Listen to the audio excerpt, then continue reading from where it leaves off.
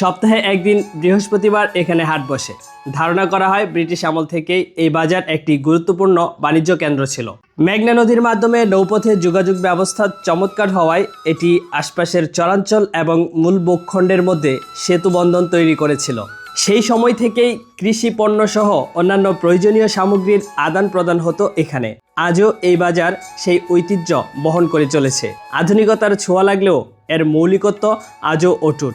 আপনারা দেখতে পাচ্ছেন চরাঞ্চল থেকে মানুষ কিভাবে এই বাজারে আসেন। কেউ নৌকায় করে, কেউ আবার দীর্ঘ পথ পায়ে হেঁটে এখানে আসেন। এই বাজার তাদের জন্য শুধুমাত্র কেনাকাটার জায়গা নয়, এটি তাদের সামাজিক জীবনের কেন্দ্রবিন্দু।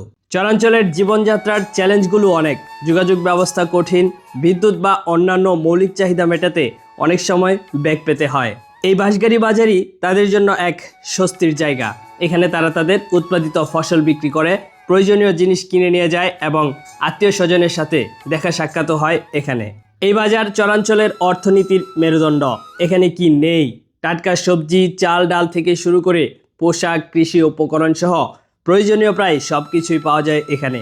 এই বাজার ছোট বড় অনেক ব্যবসার সুযোগ তৈরি করেছে, যা স্থানীয় কর্মসংস্থানেও গুরুত্বপূর্ণ ভূমিকা রাখে।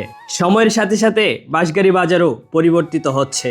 নতুন দোকানপাট তৈরি হচ্ছে, যোগাযোগ ব্যবস্থার উন্নতি হচ্ছে, তবে এর মৌলিক চরিত্র আজও বজায় রয়েছে। এই বাজারের আরও অনেক সম্ভাবনা রয়েছে।